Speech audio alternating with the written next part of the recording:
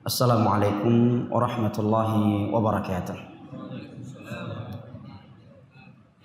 Alhamdulillah, wassalatu wassalamu ala rasulillah wa ala alihi wa sahbihi wa sallama tasliman katsira, amma ba'd. Puji dan syukur senantiasa kita panjatkan kehadirat Allah Jalla wa Ala yang telah berfirman, wa in ta'uddu ni'matallahi la tuhsuha innal insana lazalumun kaffar. Dan kalaulah kalian ingin menghitung-hitung akan nikmat Allah Jalla wa Ala atas kalian, la tuhsuha, niscaya kalian tidak akan mampu menghitungnya.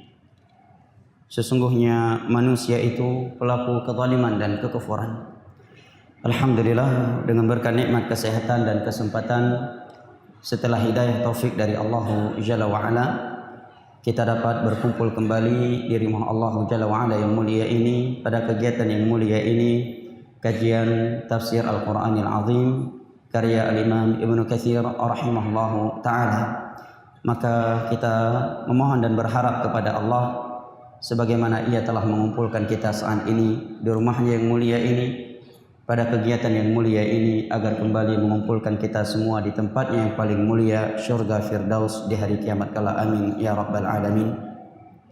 Jamaah yang dimuliakan Allah rahimani wa rahimakumullah, biasanya kajian rutin kita dalam mengkaji kitab tafsir Al-Quranil Azim karya Al-Imam Ibnu Katsir rahimahullahu ta'ala, dan kita masih pada tafsir surat Al-Baqarah pada uraian Al-Imam Ibnu Katsir terkait firman Allah, alladzina yuqimunas shalah wa mimma razaqnahum yunfiqun.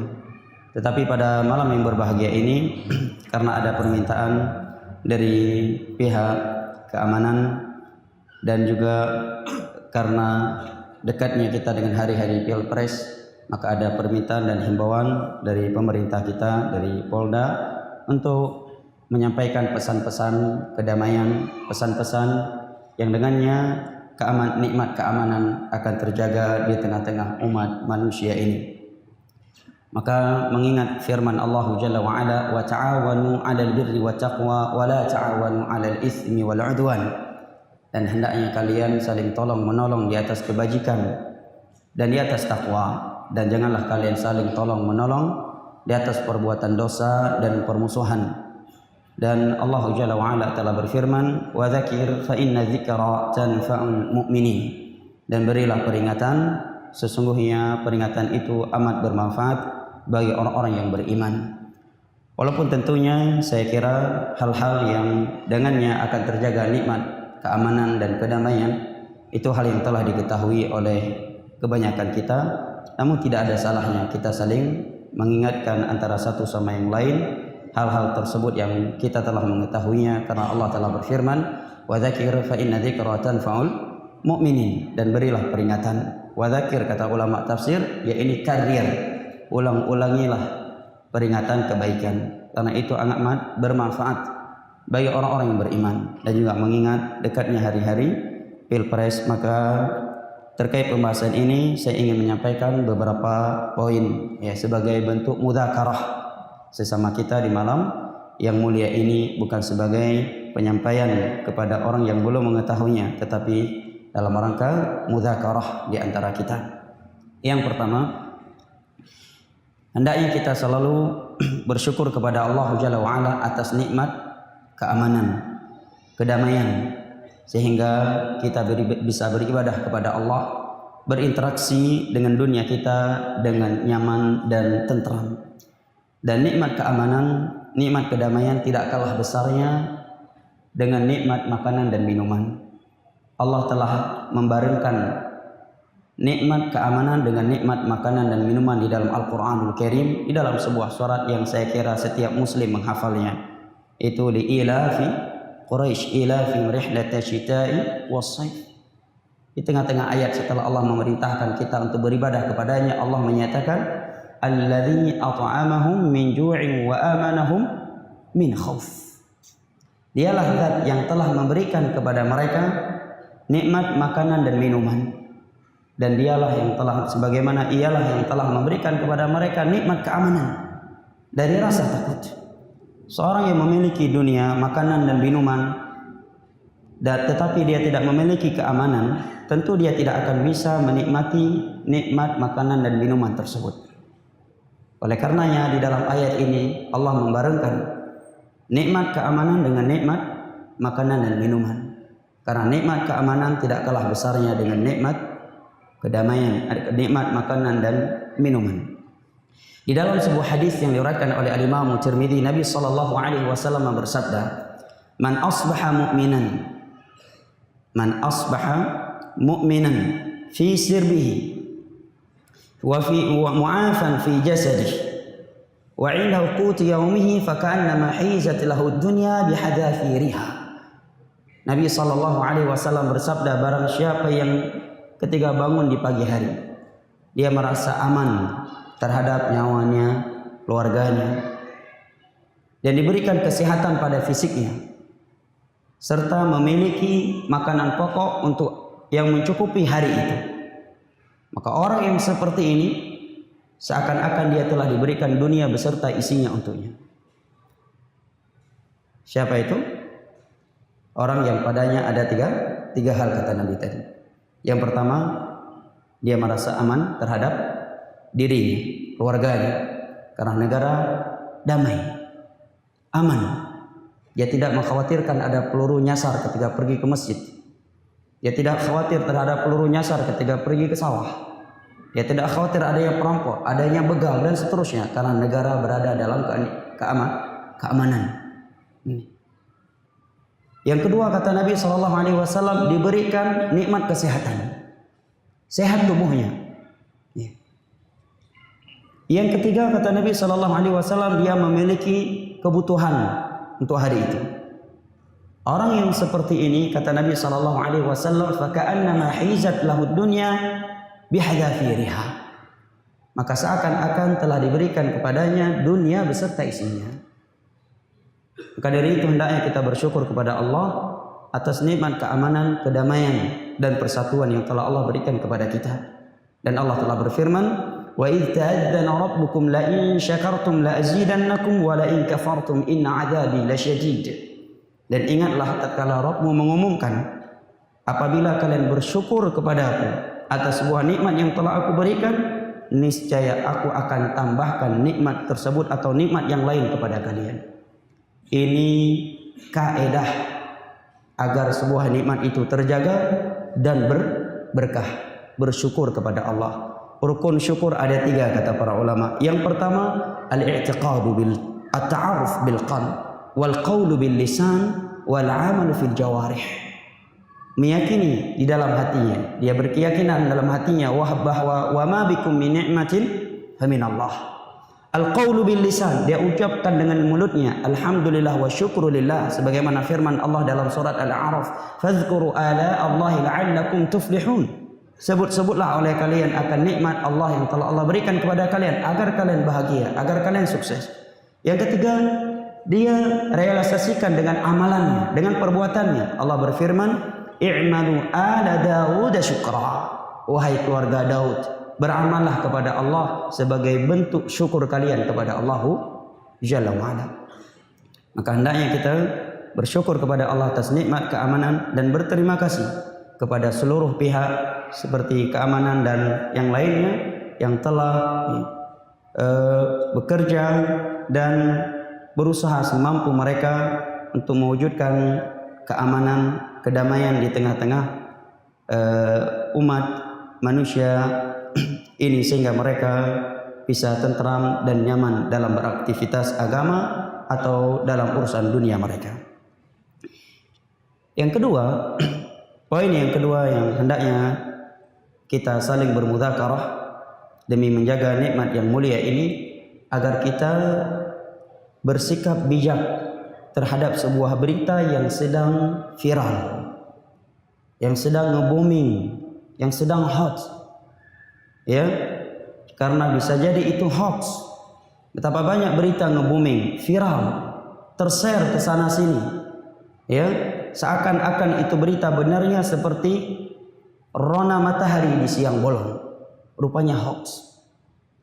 Dan terkadang berita yang hoax, yang nge-booming, yang viral tersebut dapat menyebabkan pertumpahan darah, pemberontakan terjadi, caci makian sesama kaum muslimin. Saya akan uraikan beberapa kejadian besar yang menyebabkan pertumpahan darah, pertikaian, peperangan di tengah-tengah kaum muslimin dalam sepanjang sejarah Islam dikarenakan berita yang hoax yang telah tersebar viral di tengah-tengah kaum muslimin. Yang pertama, jika kita membuka surat Al-Hujurat di dalam Al-Quranul Karim, jika saya tidak salah ingat juz 26, akan kita dapatkan firman Allah, Ya ayyuhalladzina amanu in ja'akum fasiqun binaba'in fatabayyanu an tusibu qauman bijahalatin fatusbihu ala ma fa'altum nadimin. Kata Allah, wahai orang-orang yang beriman, apabila datang seorang yang fasik membawa sebuah berita, maka cross check terlebih dahulu itu berita.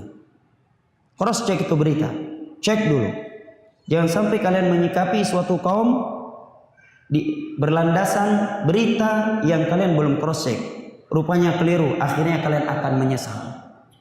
Terkadang seorang baru menyesal terhadap aksinya setelah terjadi pertumpahan darah, terjadi peperangan di tengah kaum muslim, baru dia sadar rupanya ini trik para politikus. Rupanya selama ini kita digiring oleh para politikus dan seterusnya. Ayat ini kalau kita buka tafsir Ibnu Katsir akan kita dapatkan beberapa riwayat tentang sababun nuzul ayat ini. Yaitu tatkala Nabi SAW mengutus sahabatnya kepada suatu kabilah Arab untuk mengambil zakat. Begitu sahabat ini sampai di kampung tersebut, maka seluruh masyarakat kampung tersebut keluar dari rumah-rumah mereka.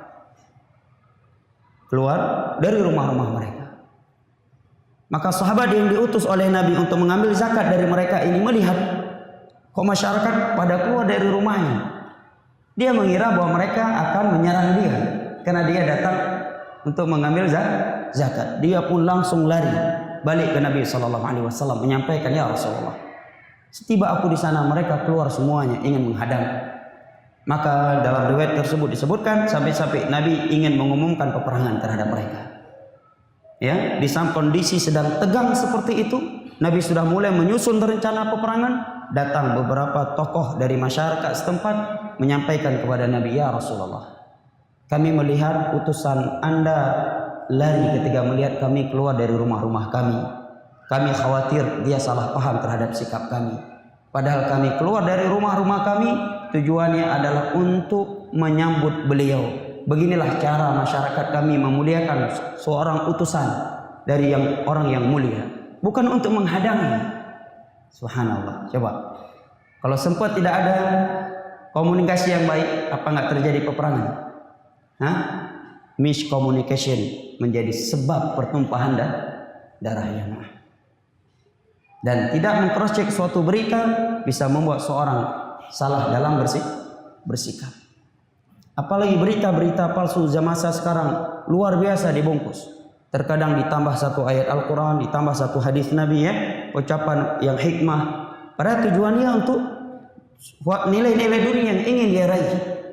Ya, dia tidak punya respect sedikit pun. Dia tidak respect sedikit pun sebenarnya untuk nilai-nilai Islam. Tapi dia lihat ini ada kesempatan untuk menamakan Islam, maka dia akan menggunakannya sekalipun akan menyebabkan pertumpahan darah terkadang.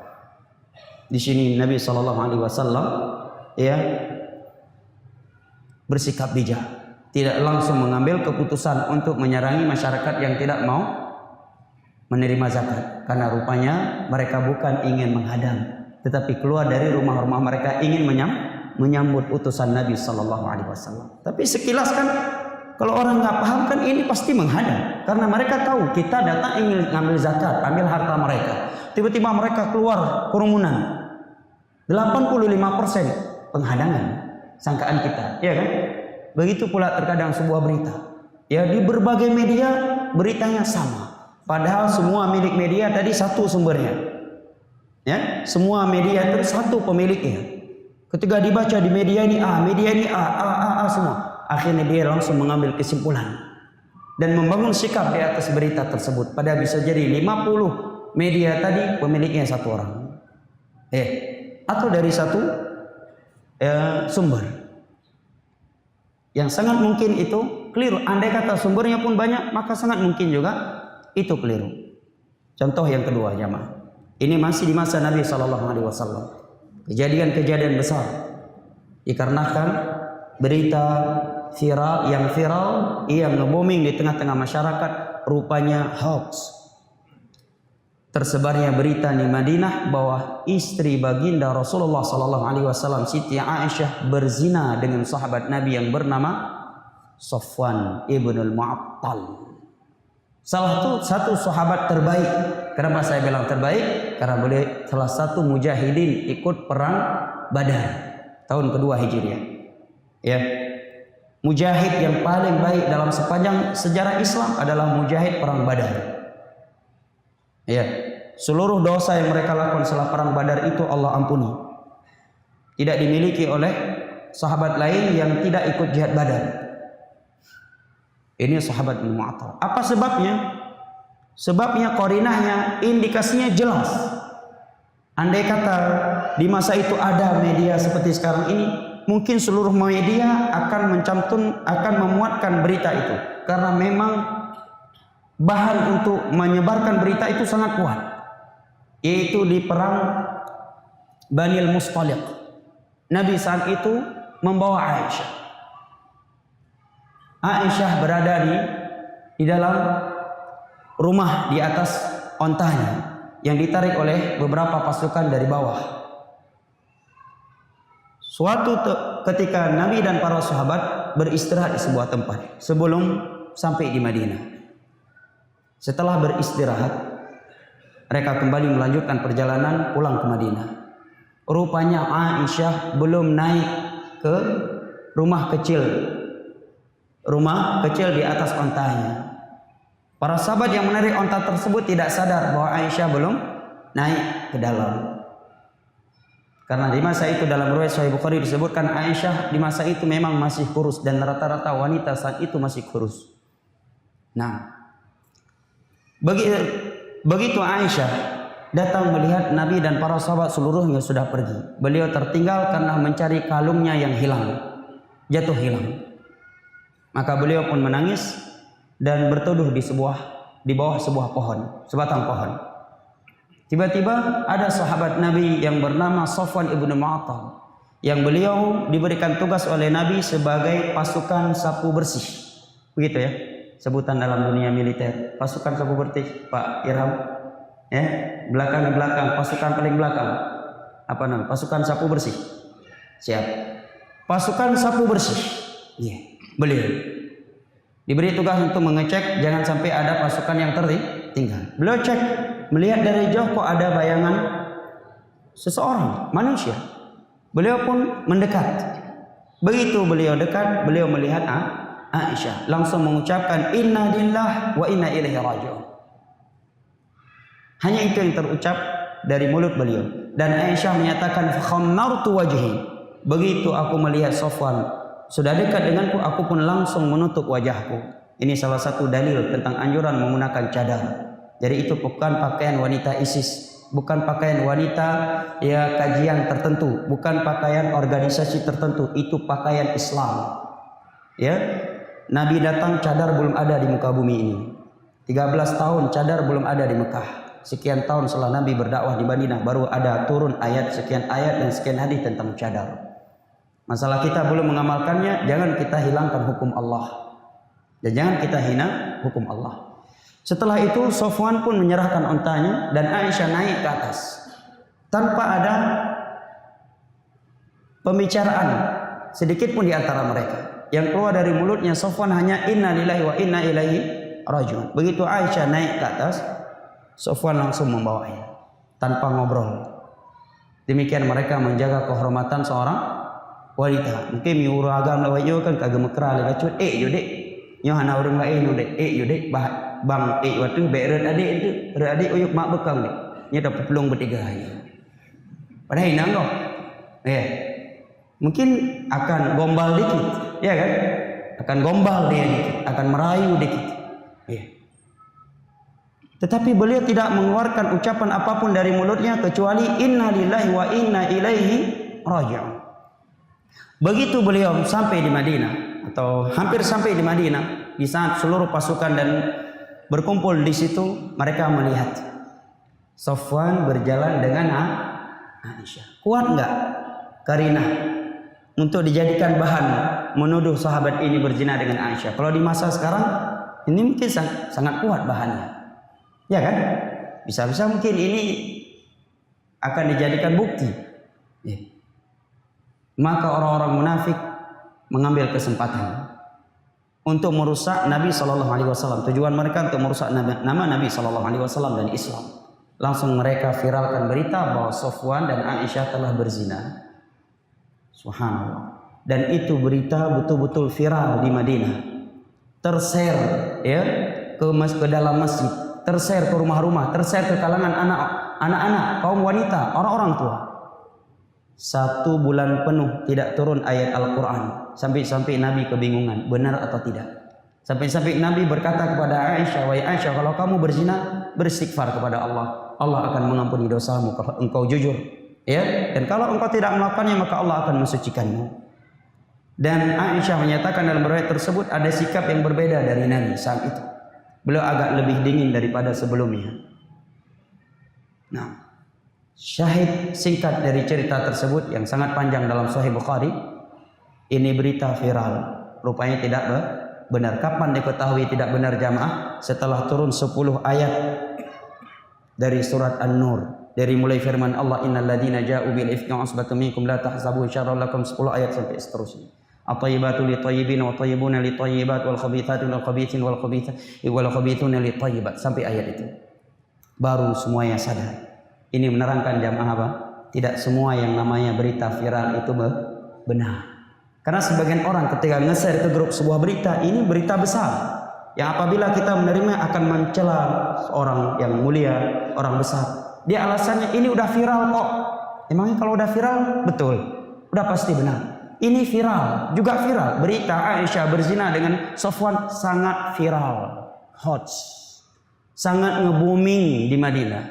Seluruh kalangan menerima. Bahkan sebagian sahabat Nabi termakan menyebarkannya. Antara yang menyebarkan berita viral tersebut adalah sepupu Abu Bakar sendiri atau sepupu Aisyah sendiri yang bernama Mistah. Rupanya tidak benar. Rusaknya kehormatan istri Nabi kita sallallahu alaihi wasallam, ibunda kita Aisyah radhiyallahu anha, disebabkan apa jamaah? Hoax yang diviralkan. 2. Yang ketiga, kejadian besar juga disebabkan hoax. Viral berita di Madinah saat itu bahwa Nabi sallallahu alaihi wasallam telah mencerai istri-istrinya, dan Umar mendengarnya dari mulut jamaah di dalam Masjid Nabawi, bukan di warung kopi. Di dalam Masjid Nabawi viral berita bahwa Nabi telah menceraikan seluruh istri. Maka Umar langsung datang kepada Nabi sallallahu alaihi wasallam dalam riwayat Imam Al-Bukhari, mengetok pintunya dan bertanya, "Ya Rasulullah, atallaqta nisa'ak? Apakah benar Anda telah mencerai seluruh istri-istri Anda?" Umar bertanya demikian layak, karena salah satu dari istri Nabi adalah putri kandung beliau yang bernama Hafsah.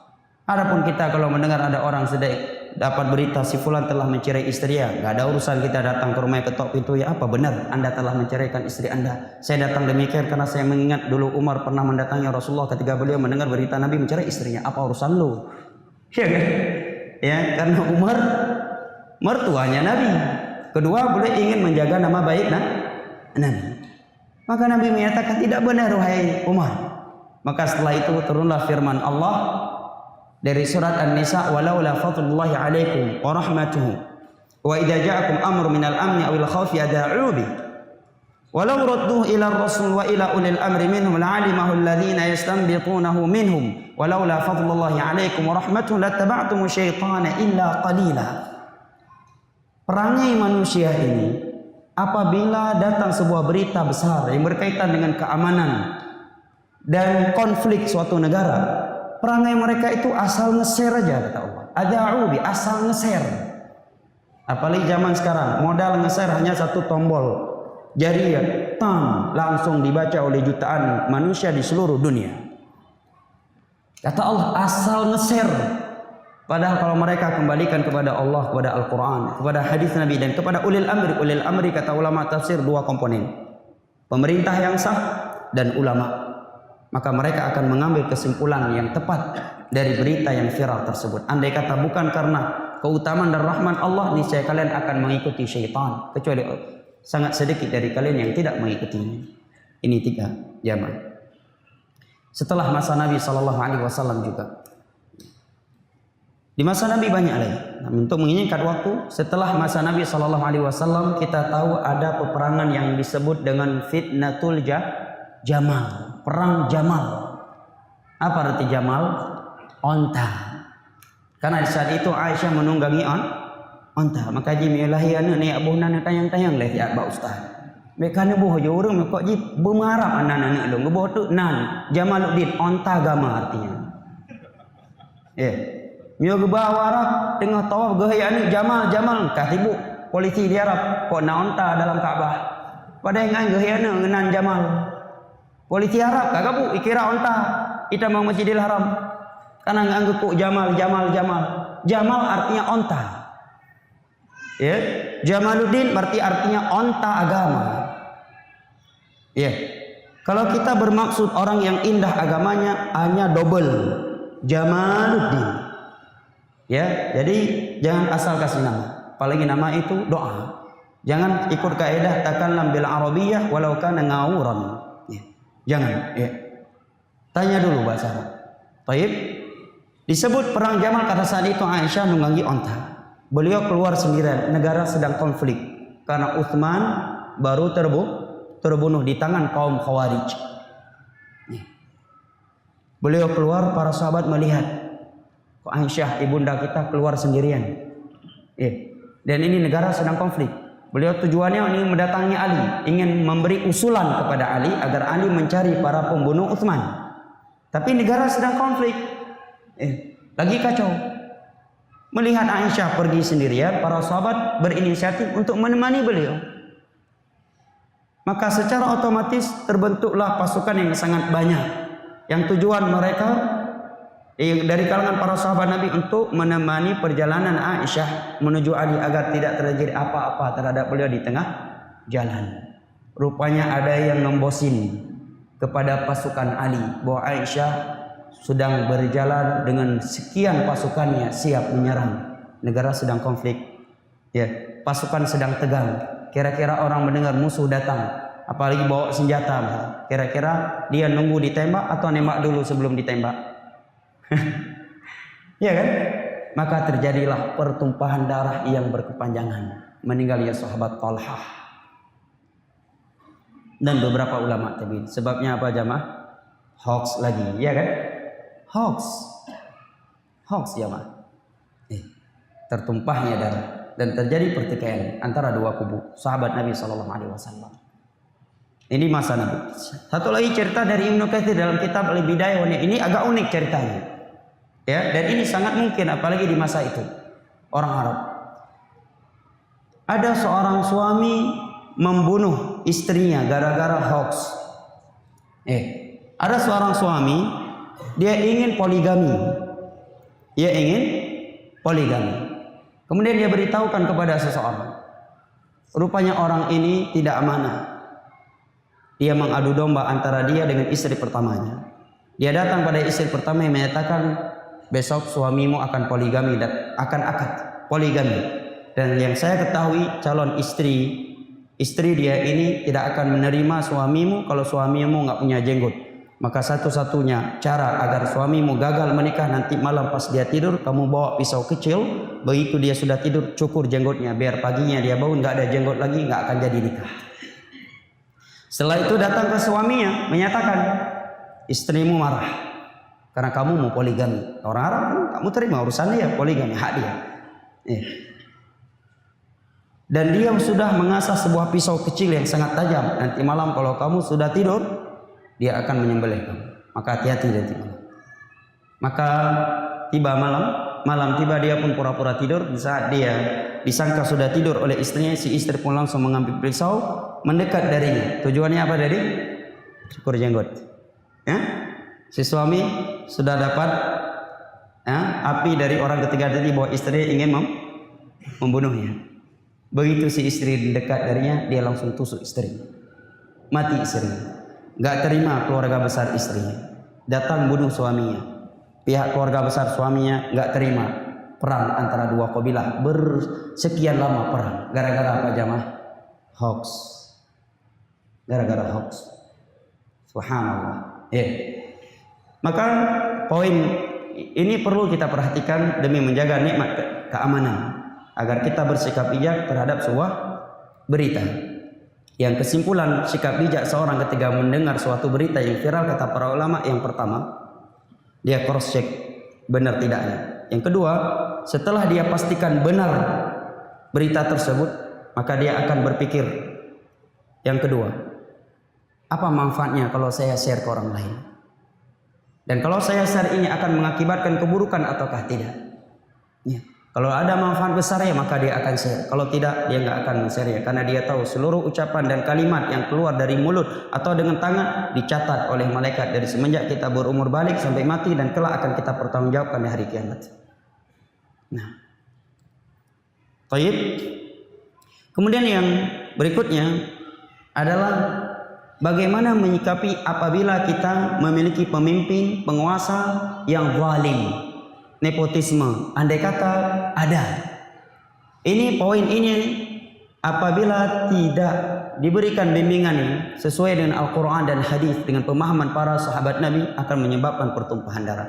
Karena kita melihat manusia, pendapat manusia dalam menyikapi penguasa yang zalim, nepotisme beraneka ragam. Ada orang berpendapat berontak aja, lengserkan, ya kan? Ada orang yang berpendapat kita bunuh karakternya di medsos. Ada yang berpendapat kita nasihati dia melalui mimbar-mimbar Jumat. Ada yang berpendapat kita nasihati dia empat mata, kita kirim surat atas nama pribadi kita ke kantor dia, kita doakan agar dia dapat hidayah. Maka apa yang benar dari sekian pendapat tersebut? Jawabannya tentu kita adalah umat beragama. Agama kita adalah Islam. Dasar Islam Al-Quran, hadis. Cabang dari itu adalah ijma' dan qiyas yang sahih. Ya. Rujukan kita dalam memahami Al-Quran dan hadis adalah mereka para sahabat Nabi, para tabi'in, tabi'ut tabi'in yang telah direkomendasikan oleh Rasulullah sallallahu alaihi wasallam. Apabila kita yakin bahwa Islam adalah agama yang sempurna, maka tentu ini sudah dibahas dalam Islam. Bagaimana cara kita menyikapi penguasa yang zalim. Apabila masalah kucing saja diatur dalam Islam. Nabi menyebutkan ada wanita yang dibakar dalam neraka karena tidak becus ngurus seekor kucing. Nabi telah memberikan bimbingan kita keluar masuk WC. Kalau buang hajat nggak boleh ke menghadap Ka'bah, nggak boleh membelakangi Ka'bah. Diatur dalam Islam. Maka kalau kita buka seluruh kitab hadis, Sahih Bukhari, Sahih Muslim, Sunan Abi Daud, Sunan Ibnu Majah, seluruh kitab hadis tanpa terkecuali, akan kita dapatkan sekian hadis Nabi yang memberikan bimbingan kepada kita bagaimana cara menyikapi penguasa yang zalim, yang nepotisme. Bahkan hadis-hadis Nabi yang menerangkan, yang memberikan bimbingan kepada kita bagaimana kita menyikapi penguasa yang zalim tidak kalah banyaknya dengan hadis-hadis riba, tidak kalah banyaknya dengan hadis-hadis khamar, tidak kalah banyaknya dengan hadis-hadis zina. Bahkan kalau dikatakan dia lebih hadis seputar penguasa yang zalim itu lebih banyak, itu tidak salah. Maka saya ingin membacakan beberapa hadis Nabi sallallahu alaihi wasallam berikut ini. Karena saya melihat di lapangan atau di medan dakwah, bahkan mungkin semua jamaah juga melihat, kita melihat orang yang menyuruh berdakwah beraneka ragam pendapatnya dalam menyikapi penguasa yang zalim dan nepotisme, ya kan? Semuanya punya pendapat sendiri, suatu golongan punya pendapat yang berbeda dengan golongan yang lainnya. Dan kita umat Islam, Allah telah memberikan kaidah dalam Al-Quran, fa in tanaza'tum fi syai'in farudduhu ila Allah war Rasul in kuntum tu'minuna billahi wal yawmil akhir dzalika khairun wa ahsanu ta'wila. Apabila kalian berselisih dalam sebuah perkara, maka kembalikan kepada Al-Quran, kembalikan ke hadis-hadis Nabi. Jika kalian adalah orang-orang yang beriman kepada Allah dan hari akhir, itu merupakan solusi dan jalan keluar terbaik. Karena kalau saya berpendapat A dengan alasan menurut ustaz saya demikian, orang lain juga bisa bilang menurut ustaz saya B. Orang lain juga berhak berkata menurut ustaz saya C. Semua orang berhak, ya kan? Partai ini berkata A, partai lain juga punya hak. Enggak, menurut kami B. Partai lain berkata menurut kami C. Enggak akan pernah bersatu. Tidak ada titik temunya. Tetapi kalau sudah Al-Quran yang berkata, siapa yang berani menyatakan pendapat saya lebih baik daripada Al-Quran, bisa batal Islamnya. Siapa yang berani menolak Al-Quran dan hadis dan berani menyatakan Al-Quran dan hadis tidak benar? Ya, kalau kita buka seluruh kitab-kitab hadis dan seluruh kitab pembahasan akidah, seluruh ulama Islam dari semenjak para sahabat, para tabi'in, tabi'ut tabi'in, dinukilkan oleh Imam Al-Lalikai dalam kitab Syarah I'tiqad Aqidah Ahlussunnah wal Jamaah, Al-Imam At-Tahawi dalam Aqidah At-Tahawi, Imam Ahmad dalam kitabnya Ushulus Sunnah, Al-Imam Al-Muzani dalam kitabnya As-Sunnah, Al-Imam Al-Ajuri dalam kitabnya Asy-Syari'ah, Al-Imam Al-Barbahari dalam kitabnya Syarh Sunnah, prinsip-prinsip agama. Semua mereka menukilkan kesepakatan seluruh ulama Islam, kita wajib bersabar di bawah penguasa yang zalim, tidak boleh memberontak kepadanya, tidak boleh mencaci makinya, tidak boleh menasihatinya secara terang-terangan, tetapi dia dinasihati dengan kelemah lembutan, dengan etis, dengan etika. Dia didoakan agar dapat hidayah, ya, dan diberikan nasihat secara diam-diam. Itu semua yang berdasarkan ayat Al-Quran dan hadis-hadis Nabi SAW. Di antara ayat Al-Quran adalah firman Allah dalam surat An-Nisa, Ya ayyuhalladzina amanu athi'ullaha wa athi'ur rasul wa ulil amri minkum. Wahai orang-orang yang beriman, taatilah Allah, taatilah Rasul dan para penguasa, ulama dan ulama di antara kalian. Berikut ini beberapa hadis. Di antara hadis Nabi adalah riwayat Al-Imam Al-Bukhari dan Muslim dari Abdullah bin Umar radhiyallahu anhuma. Riwayat Al-Imam Al-Bukhari dan Muslim, Nabi bersabda, "Alal mar'i al-muslim as-sam'u wat-tha'ah fima ahabba wa kariha illa yu'mar bi ma'siyatin fa idza amara bi ma'siyatin fala sam'a wa la ta'ah." Wajib kalian taat kepada pemimpin kalian. Baik kalian suka, benci, kecuali yang dia perintah maksiat. Kalian tidak perlu mentaati dia dalam maksiat itu, tetapi kalian tetap menjadikan dia sebagai pemimpin. Apabila dia telah memerintahkan kalian dengan sebuah maksiat, maka baru tidak perlu ditaati. Hadis kedua, dalam riwayat Al-Imam Al-Bukhari dari Anas bin Malik radhiyallahu anhu, Nabi bersabda, "Isma'u wa athi'u wa in istu'mila 'alaikum 'abdun habasyi ka'anna ra'sahu zabibah." Tetaplah kalian mendengar dan taat kepada penguasa kalian, sekalipun penguasa kalian itu seorang budak saya dari Ethiopia. Ini kan pemerintah yang enggak syar'i, karena dalam agama Islam kalau kita menginginkan khilafah, syarat khilafah itu diantaranya pemimpin harus dari bangsa Quraisy. Harus bangsa Quraisy jemaah. Ya, harus dari bangsa Quraisy, Arab, dan merdeka. Ini budak saya, Ethiopia. Kepalanya kata Nabi seperti buah kismis. Tahu ya buah kismis? Kurma yang sudah dikerutkan. Kiban, ule lagi kismis. Ya, saya kira ini bentuk yang sangat jelek kan? Saya kira bukti yang konkret ini adalah bentuk yang jelek. Seorang wanita yang sebelumnya minta tolong carikan untuk saya Ustaz seorang suami, saya nggak perlu postur tubuhnya, yang penting soleh saja. Begitu diberikan seorang lelaki yang kepalanya seperti buah kismis, pasti dia beralasan, maaf Ustaz saya harus kuliah dulu, belum boleh nikah. Ya, karena calonnya kepalanya seperti buah kismis. Ini kan perumpamaan yang sangat baik. Kata Nabi, andai kepala dia budak sahaya, kepalanya seperti buah kismis, taati kalau dia sudah jadi pemimpin, jadi penguasa. Apalagi jangan sampai gara-gara dasi yang kurang pas warnanya, atau bahasa Indonesia yang kurang pas, atau apalah, kita mencaci makinya. Ini budak Ethiopia, kepalanya seperti buah kismis. Dalil berikutnya, Nabi SAW bersabda, "Yakunu ba'di a'immatun la yahtanuna bi hudaya wa la yastannuna bi sunnati wa sayaqumu fi rijalun qulubu syayatin fi juthmanil ins." Akan datang setelahku nanti pemimpin-pemimpin yang tidak mau mengambil petunjukku, tidak mau mengikuti jalanku, dan di tengah-tengah mereka dalam riwayat yang lain mereka hatinya seperti hati setan, tubuhnya aja manusia, berarti kiban jahat, ya kan? Hatinya hati setan katanya. Para sahabat mendengar, ya Rasulullah, fala nunabidhum bisuyufina, bolehkah kami penggal dengan pedang kami?